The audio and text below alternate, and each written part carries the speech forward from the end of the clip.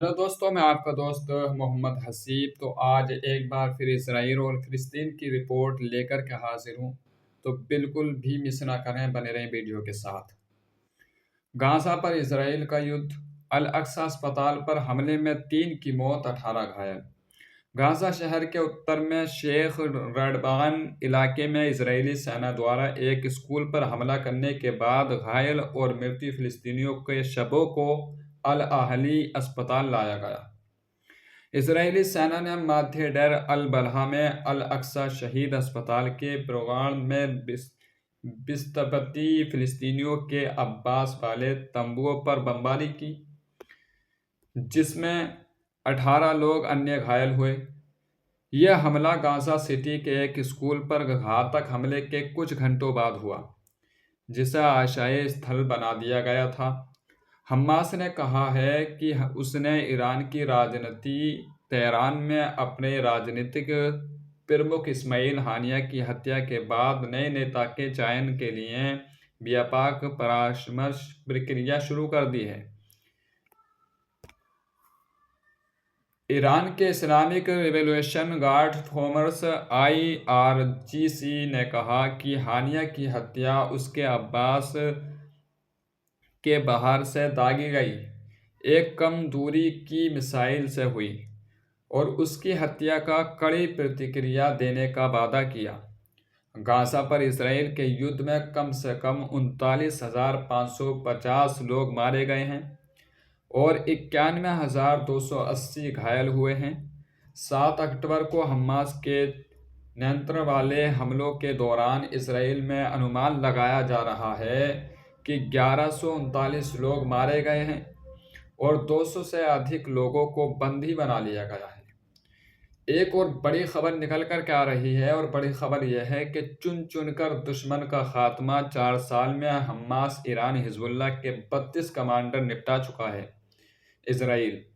Israel अपने दुश्मनों को दो खोज कर मार रहा है, पहुंचकर ही दम लेता है। पिछले 4 साल में उसने हमास, ईरान, हिजबुल्लाह के 32 लीडर्स को ख़त्म कर चुका है।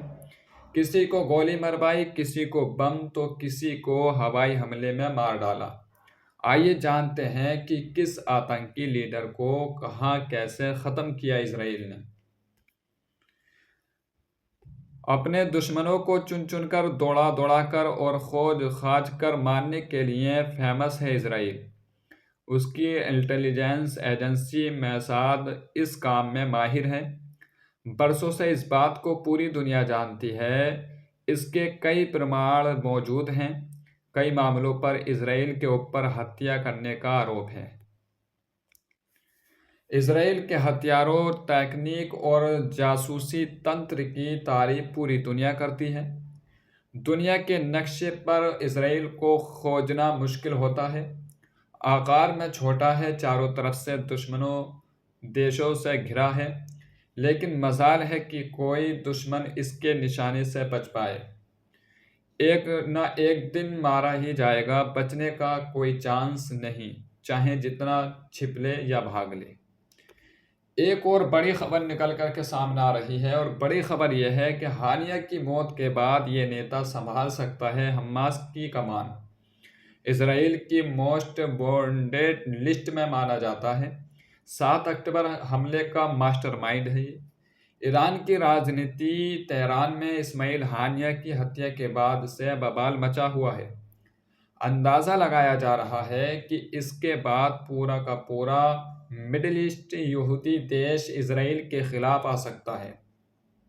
हानिया हमास का सबसे गद्दार चेहरा था, तो क्या उनकी मौत के बाद फिलिस्तीन के इस आतंकी गुट के पास कोई रिप्लेसमेंट नहीं बचा? लगभग 10 महीने से चला आ रहा हमास इसराइल युद्ध अब नए मोड़ पर खड़ा है। इसराइल ने 2 रोज पहले ही आतंकी गुट हमास के सुप्रीम लीडर की हत्या कर दी।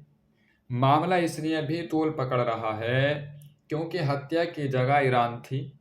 ये वही देश है जो खुद हमास का बढ़ावा देता है। अब ईरान समेत लेबनान और लगभग पूरा मध्य पूर्व इसराइल पर भड़का हुआ है। लेकिन सबसे पहली ज़रूरत हमास में एक नेता की है जो खालिस्तान को भर सके। इस वजह से थी हानिया की पूछ। वैसे तो हमास के कई सारे लीडर गाजा पट्टी में मारे जा चुके, लेकिन इस्माइल हानिया की हत्या गुट के लिए बड़ा लॉस है। ये बाकी खुखार नेताओं की तुलना में मॉडरेट चेहरा था, जो दुनिया से सीधा संवाद करता था।